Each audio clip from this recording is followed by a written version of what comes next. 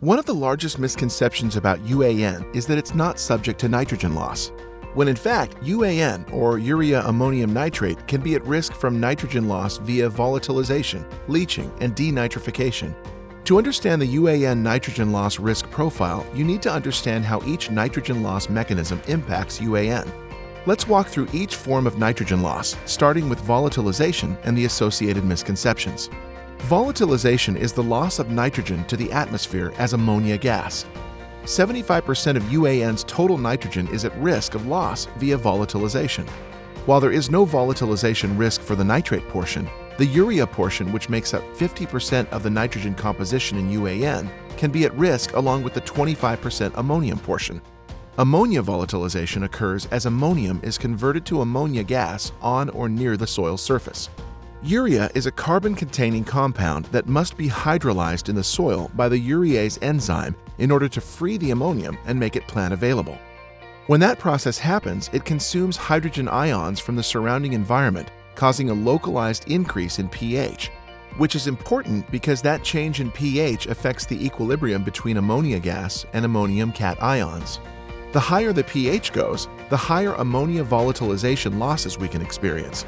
As the 50% urea fraction is hydrolyzed, the associated change in pH also places the 25% ammonium fraction at risk for loss. As a result, up to 75% of UAN's nitrogen composition becomes at risk.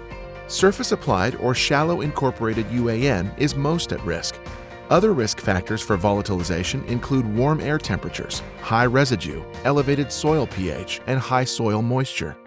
It's also a common belief that the water content found in UAN is enough to prevent losses, when in fact the water content in UAN could be enough to be the catalyst for volatilization losses if not adequately incorporated.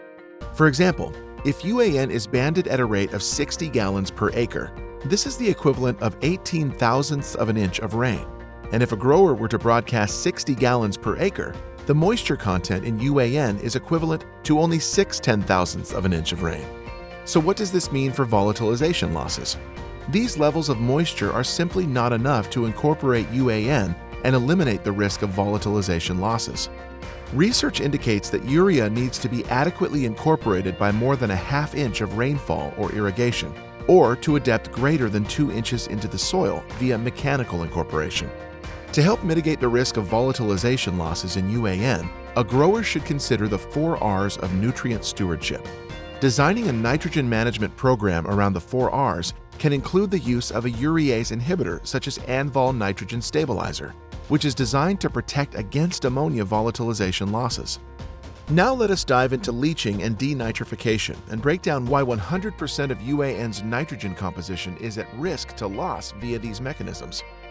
The loss risk via leaching and denitrification comes when ammonium goes through the nitrification process. In warmer temperatures, ammonium can nitrify in as little as 1 to 2 weeks and takes several weeks at cooler temperatures to nitrify. Because of the nitrification process, ammonium converts to nitrate. Nitrogen in the nitrate form is more prone to loss than the ammonium form because nitrate is very mobile in the soil. Soil particles are negatively charged and ammonium is positively charged. These opposites attract. Therefore, ammonium is held by the soil, making it immobile, compared to nitrogen in the nitrate form. Nitrate is negatively charged and repelled by the soil, making it more susceptible to loss. Nitrogen in the nitrate form can be lost to leaching when the soil becomes saturated. Gravity then takes water and dissolved nitrate downward through the soil profile, eventually moving the nitrate below the root zone, rendering it unavailable for crop uptake. Other factors that can contribute to losses via leaching include an extended period between nitrogen application and crop uptake, above-average rainfall or large precipitation events, loosely textured soils with high infiltration or tile drainage. Finally, denitrification. Like leaching, 100% of UAN's composition is subject to denitrification. Denitrification occurs when soils become saturated, causing microorganisms to shift their metabolism and use nitrate instead of oxygen to respire when soil moisture levels are high enough to restrict oxygen availability. This leads to nitrous oxide gas forming that is then lost to the atmosphere. Early season UAN applications made before the period of significant crop uptake are at a greater risk of denitrification losses. Since denitrification is a biological process, warm temperatures play a role in the level of loss. It should be noted that tightly textured soils with poor internal drainage create high-risk environments for denitrification losses. Many growers underestimate the potential loss magnitude of denitrification. Research has indicated that when soils are oxygen-starved and temperatures are greater than 65 degrees Fahrenheit, up to 5% of applied nitrogen can be lost per day. Nitrification inhibitors, such as Censuro, slow the conversion of ammonium to nitrate, thereby reducing the risk of leaching and denitrification. We encourage growers to assess their risk for nitrogen loss. They should evaluate the environment of each field against the backdrop of nitrogen management tools from the 4R Nutrient Stewardship Toolbox to manage risk and minimize loss.